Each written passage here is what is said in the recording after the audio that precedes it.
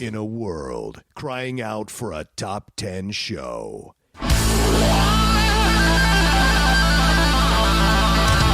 John Roca and Matt Nost are here to bring you the top 10. Take it away, boys.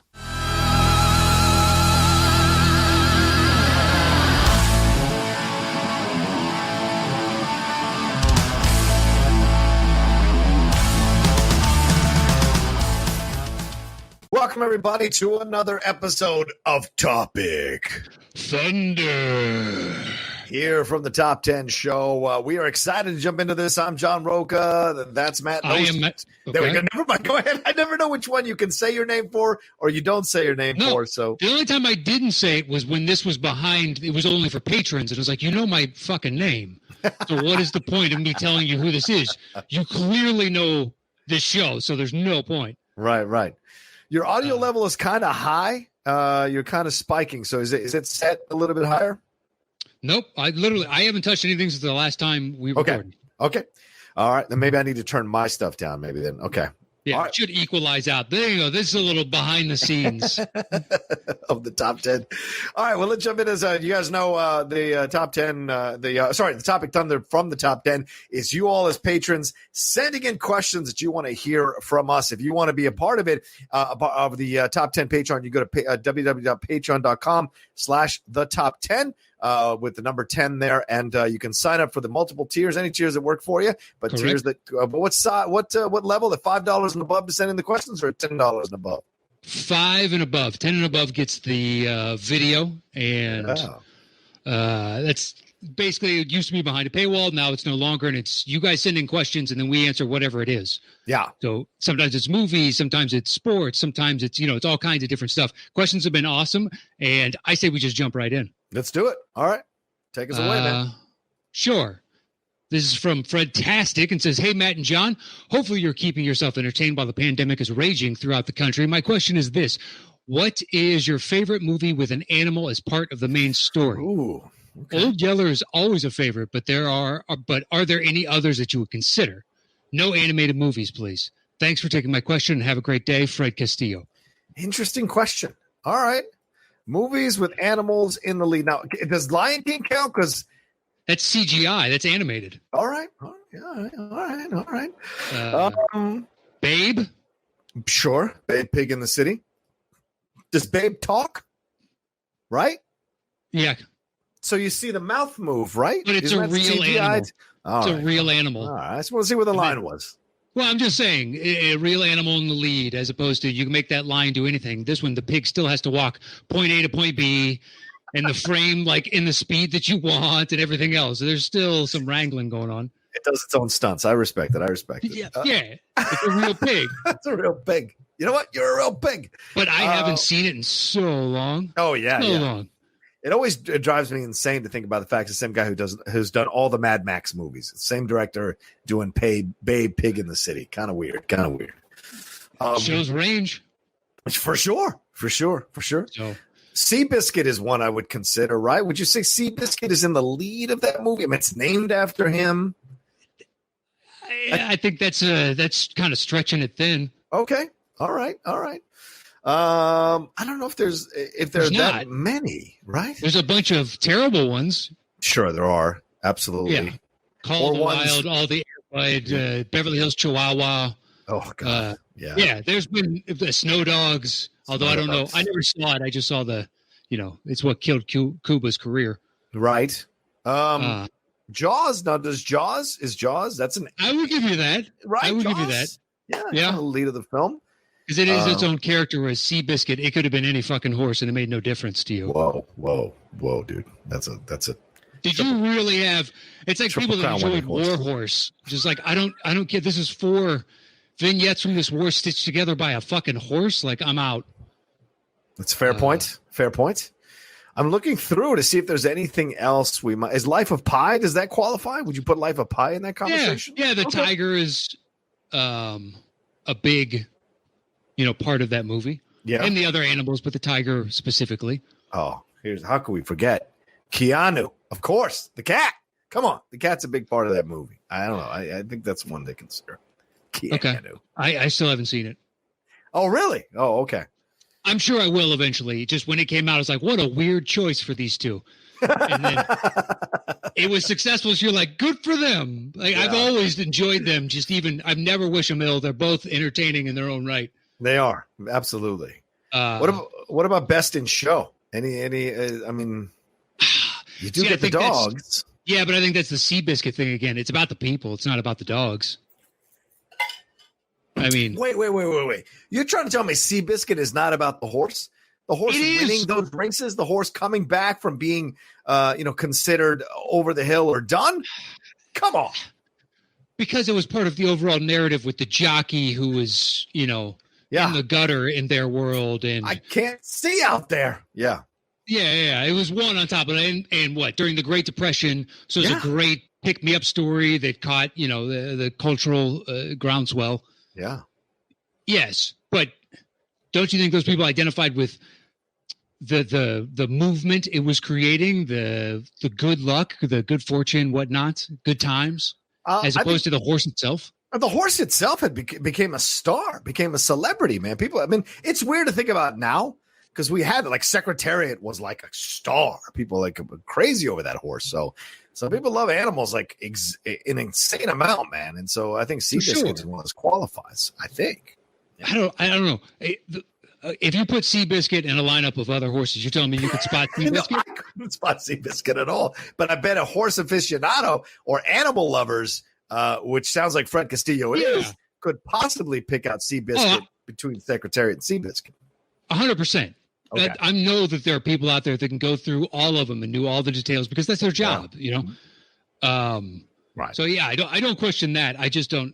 But hey, look, man, if you want to put it on your list of top 10 live action movie animals, it doesn't sound like we got a lot of options. So I'm fine with that. Yeah. I might be putting it on mine as well. Yeah. All right. Yeah. Should we get to the next one? Yeah, sure. Thank you, Fred. Yeah, thank you, Fred. This is from Joseph Curran. Hey, Matt and John, I never thought anything could get me excited for a Tuesday, but your show actually gets me excited for them every week. Oh, very kind of you, Joseph. Thank you. I have a couple of questions for both of you. First of all, what are the most heartbreaking professional sports moments that your guys' team put you through?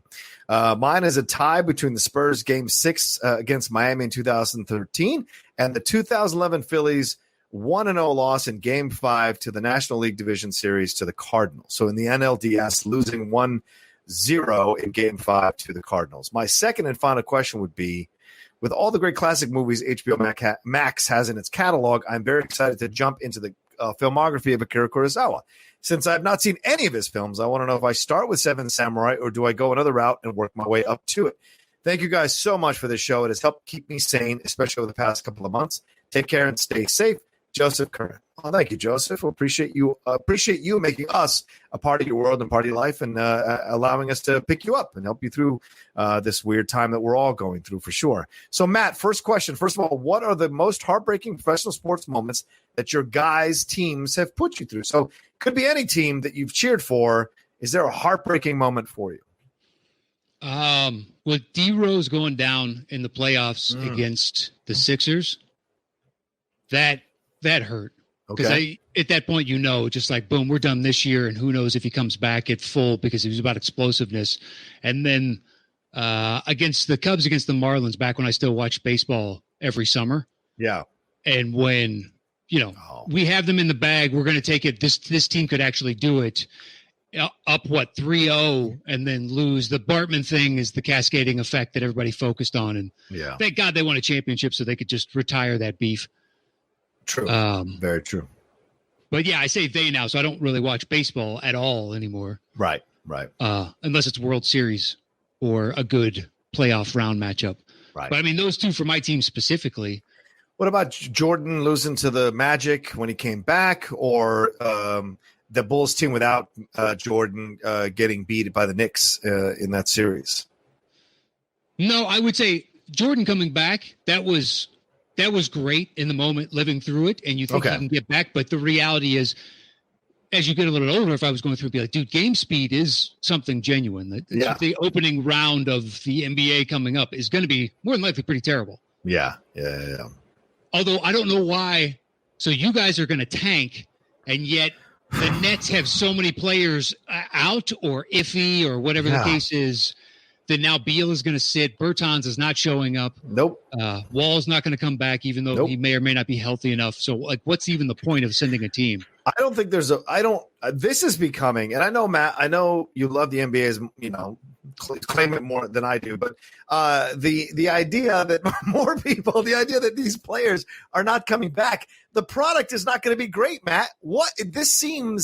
It doesn't matter. This seems to be a stubborn decision by an NBA, by an organization that's going to do this by hook or crook. Already the MLS came back. 3 teams have dropped out of this MLS's back tournament because 9 to 12 people have tested positive for coronavirus, and on each of the teams separately. That's kind of crazy.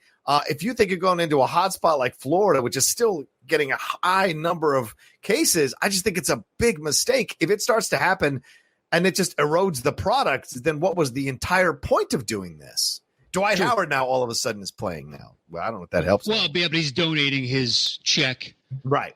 For the entire duration, as is Patty Mills. Yeah. But Lillard said, you can't get 22 people to do something when everybody's healthy. So, I don't know. Yeah, I know. I just think that if it's only a couple people that are outliers that screw it up, then within the league circles, they're going to be blackballed a little bit, unless they're huge stars. Good point. So they do have to worry about their long-term, getting the next big contract. If your guy in between, that's why I don't understand why Washington is going, although they only basically need to quarantine for a short amount of time and then they'll be out of there. Yeah, so it's not like they've got to sit there for 3 months.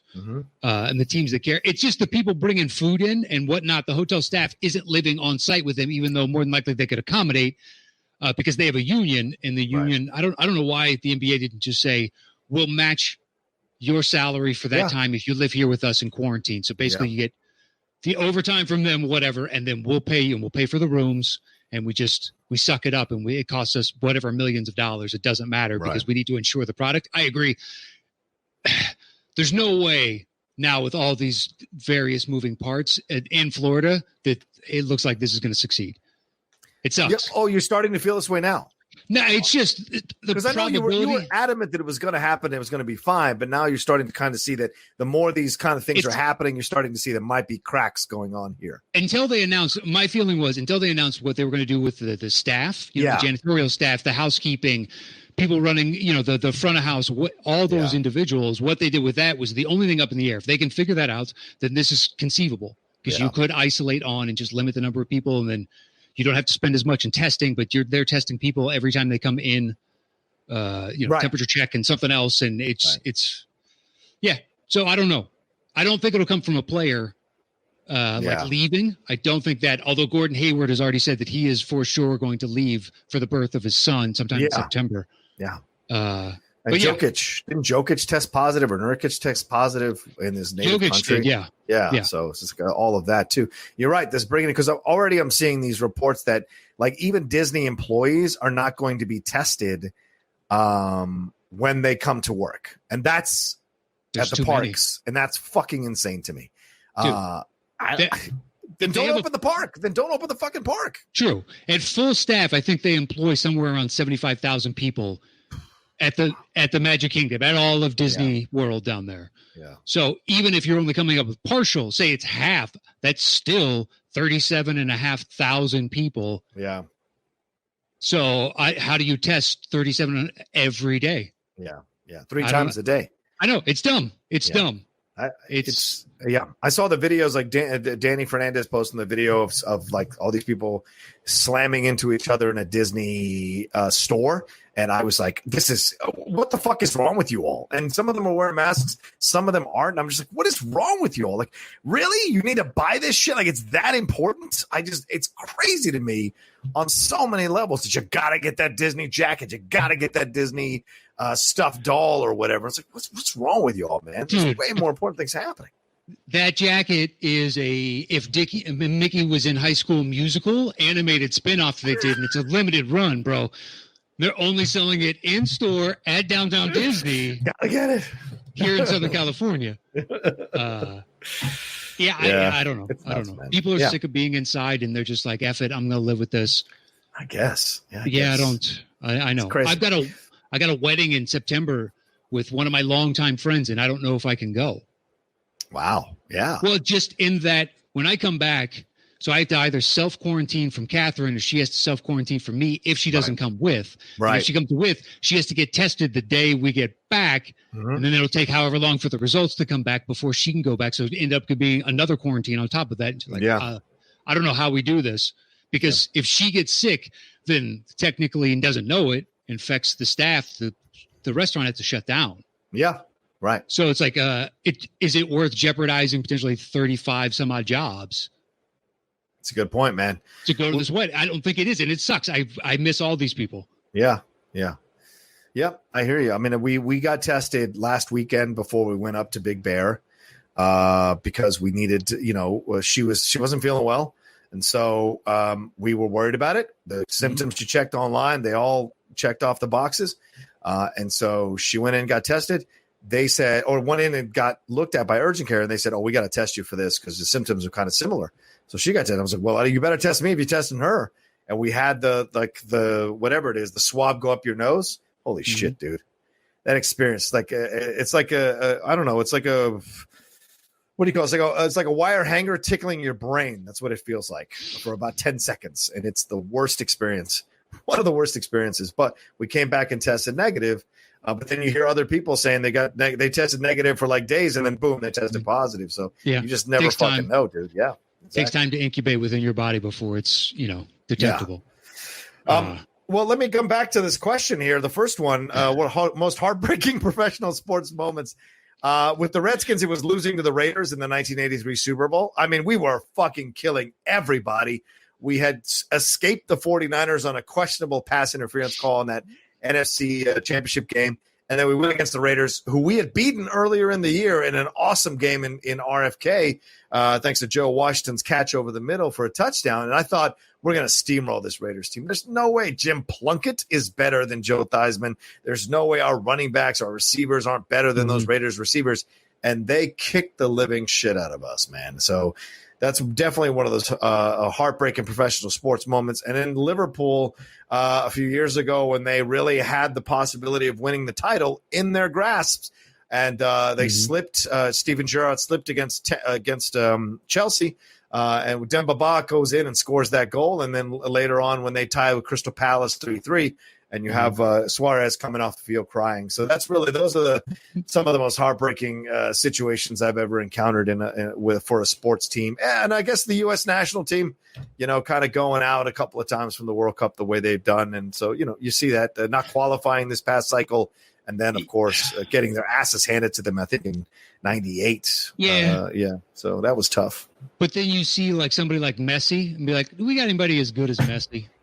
You know what I mean? Yeah. This Pulisic kid, though, because Christian Pulisic kid, he looks good. Could be. But you need more than just Messi. Who knows? I know. But at the same time, if that's your number one, usually your number two is pretty sweet, too. Yeah, true. And because you have a culture and a history of producing like guys, get out of your ranks and crush a lot, just like Brazilian players and a few other countries. Yeah.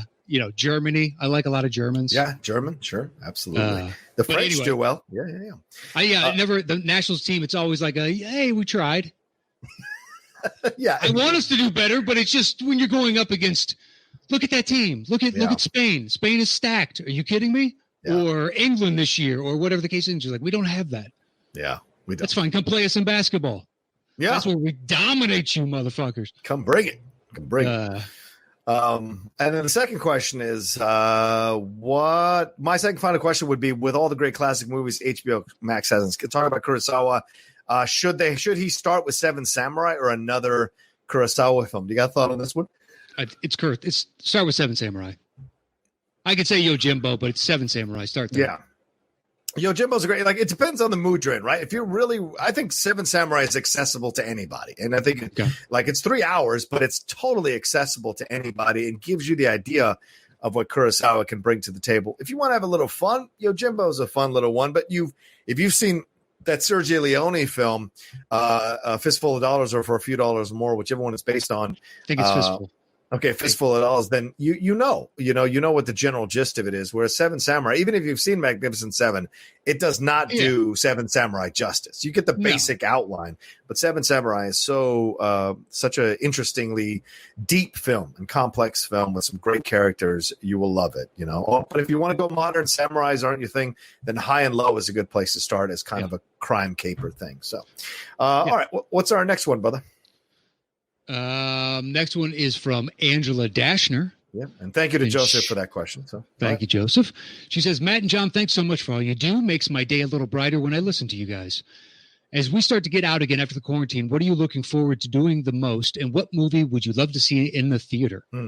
For me, I was supposed to be in Carlsbad, California at the beach right now, but everything going on, no traveling right now. First thing I can't wait to do again is do a triathlon, which so far have all been canceled, and I'm excited they are showing The Empire Strikes Back, Angela. Yeah. Interesting. All right, so what are you looking forward to doing the most? I think seeing my friends. Hanging out with my friends at a party and just touching base with them and shooting the shit physically and seeing them and hanging out and talking and drinking and shutting down a restaurant, all of that. I'm looking forward to all of that because as cool as it is on Zoom, it's still not the same as being in person there and enjoying that. And what movie would I love to see in the theater?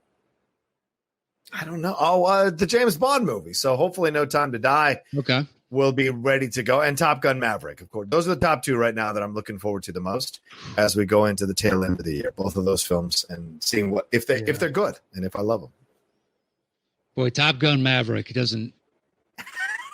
It doesn't. You haven't seen it in the trailers, have you? I've seen the trailer. I was skeptical coming out, and then I was like, what do they have in place of the volleyball scene? And apparently they have something akin to that. And what do they have in place of this? And be like, man, they got something kind of like that too. And just like, all right, how much is this a rehash? Has this dude grown at all in 30 years? At all. Yeah. And we see that, you should be a whatever Ed Harris says to him by now. Yeah. And you're still a captain. Yeah. He's just like, but it's because he's a fucking maverick. Plays by his own rules. That's how they say it too. I want to be out here living life on the edge, man, flying 250 miles an hour at a mile and a half up from the earth in a dogfight. I'll be 75 doing this shit if you'll let me. There you go. I don't know. I mean, Bond's a good one. That's a good summer. I mean, Tenet, if that comes. Oh yeah, Chris Nolan. Right. Chris Nolan is determined. Fair point. Yeah, I texted Jeff Snyder about it the other day. I was like, dude, your tweet about his ego driving the opening of this early on is so pitch perfect. Yeah, it's absolutely right. I mean, I've said on a number of shows, it feels to me like he's being incredibly irresponsible. Well, I think we talked about it too. Trying to make people come to the theater, for God's sakes, just to see his movie. Ain't no movie that important. You need to be risking people's lives to go see. No, it's ridiculous. And you need to do what? Every third seat in a row, one row apart. So you're seeing it with a quarter of the audience, or maybe a third. Yeah, exactly. Exactly. Yeah, it's. I don't see how it's conceivably possible to be worthwhile. Yeah, because then you got to have the staff, like they keep the lights on. How much popcorn do they need to buy first before they're clearing a buck? Right. And point. I'm sure a third audience at best over and over and over again ain't cutting it unless everybody buys 2 tubs and 4 drinks and all that shit to make up for the lack of people. I just don't. Good luck, Nolan. I want to see it. It looks interesting. Sure. But not at the expense of my life. No, you're tempted fate. Exactly. I can wait. It's not worth it. It's just not worth it. Ain't that big of a deal. And The Empire Strikes Back, they are showing that they were supposed to drop the 4K version of Empire Strikes Back, but apparently they couldn't figure out the negotiations, and so that's fallen down.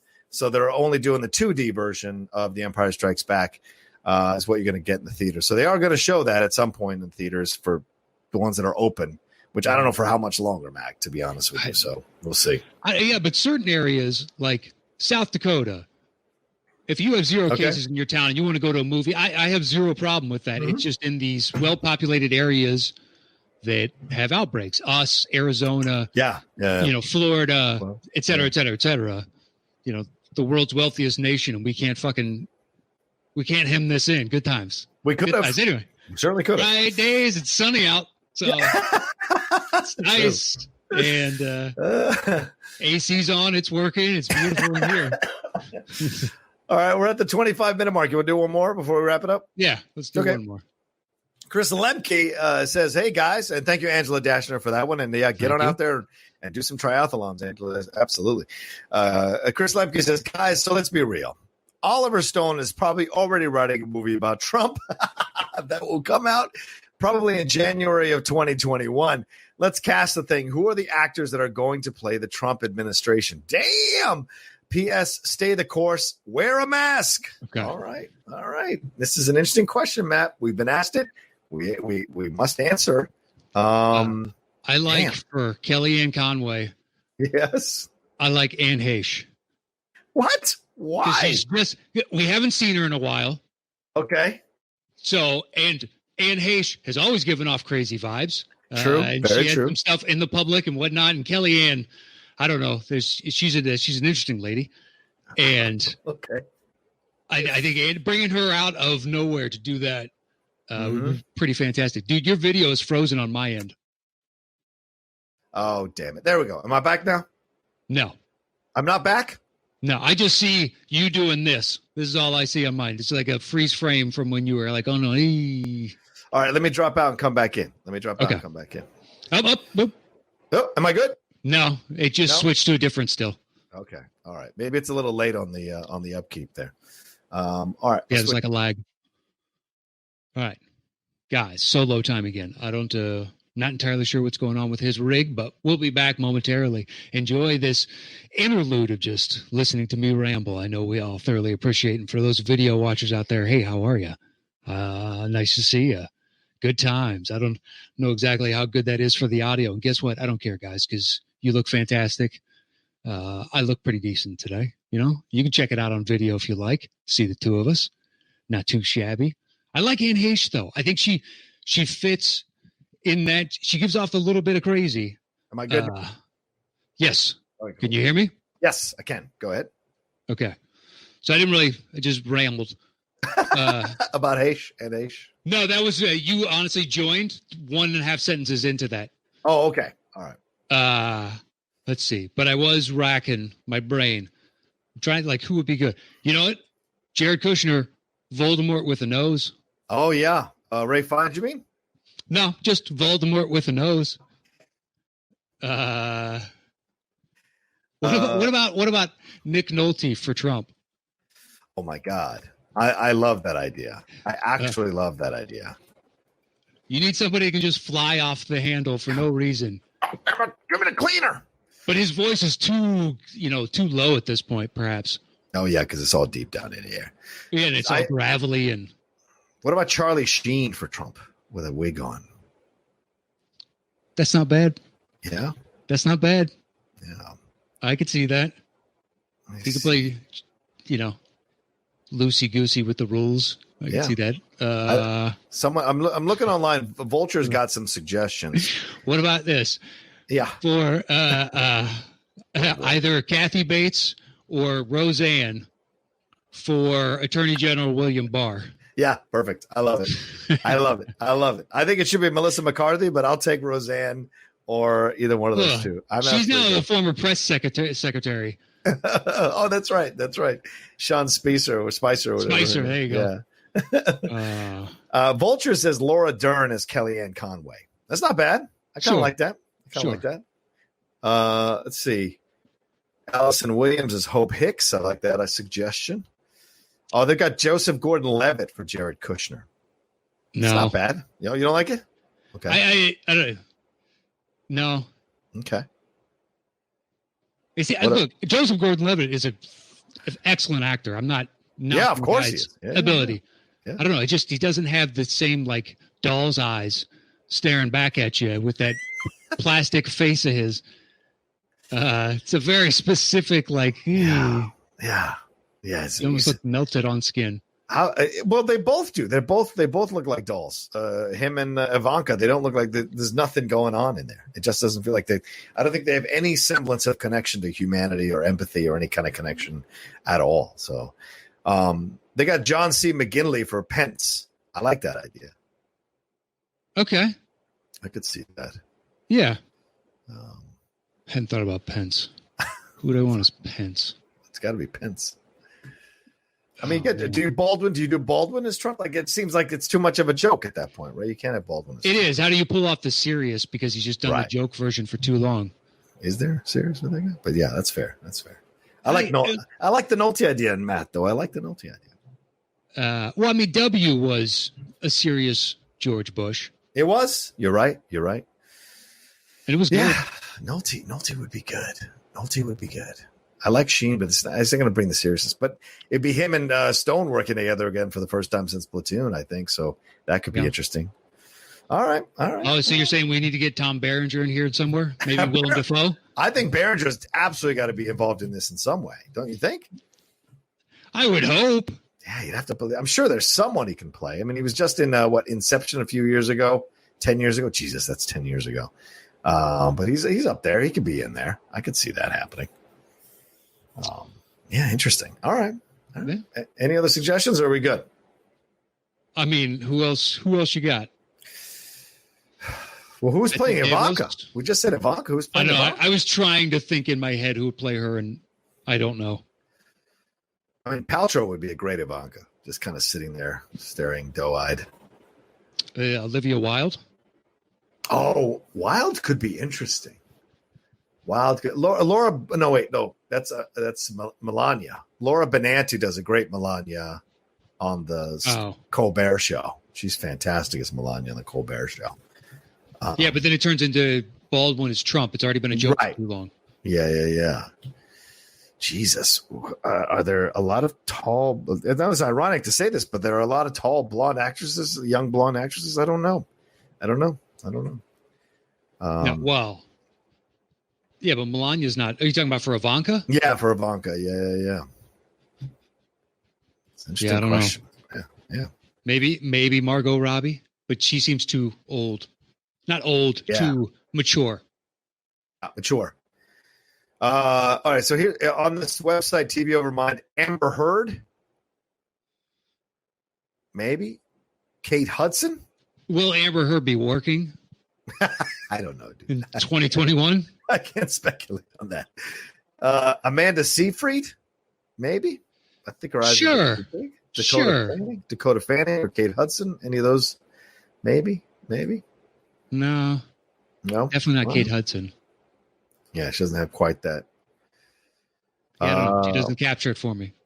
I think she could. I think Amanda Seyfried is possible. I'm seeing them next to each other. I think that's absolutely possible. Yeah, I could see that.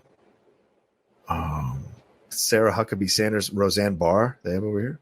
Chaz Palminteri as Paul Manafort. Anthony Michael Hall as General Flynn. I kind of like that. I actually kind of like that. I could see that. Yeah, fascinating. Got Ray Liotta as Steve Bannon. Wow, they've taken some time on this. I mean, obviously they go through the whole thing. What can you come up with? It's been 4 years, so there you go. All right, you want to wrap it up there, or do you want to do one more? I think. No, I'm good. I think we're good. All right. Well, thanks everybody for watching this episode of Topic Thunder. We always appreciate you all taking a chance to send us some questions. You know, we answer questions from all, as you saw on this show, we answer questions from all over the spectrum of topics, whatever you want us to talk about. We are open to do it. If you are a patron that is $5 and above, you can send in your questions and we answer them. So, we don't put the email out, right, Matt, because this is a public thing. But there is a post in the Patreon for you to see, and you can get the website or the email address to send us your questions. What do you want to say, man? Correct. Thank you so much. And, the new show, we're working on sending out the emails and all that stuff. So people, officially, you already heard it. I guess maybe we do it on Tuesday's show, but the golden ticket is coming. So we'll be starting that tournament of champions coming up in the very near future. They're all double champs in my book. Yeah, that's fair. 2 times, baby. Absolutely fair. So yeah, that is coming up in the very near future. You know, we've already started the process of forming the shows, et cetera, et cetera, et cetera. So stay tuned for that. You can follow me anywhere at Matt Nost, or you can see it on the screen. Thanks everybody that watches over at YouTube. And that is it for me this week. There you go. Follow me at The Rocha Says on Twitter and on Instagram. And yes, subscribe to this channel as well. If you haven't subscribed to this YouTube channel, we'd appreciate you coming aboard there. And speaking of YouTube channels, come on over and subscribe to mine as well. YouTube.com/John Rocha Says. Come and get involved and see all the things that are going on there as well. The content keeps expanding and there's something there for everybody. So come on aboard there. All right. We'll talk to you next time with another brand new episode of Topic Thunder. Yeah, I liked it. That's good.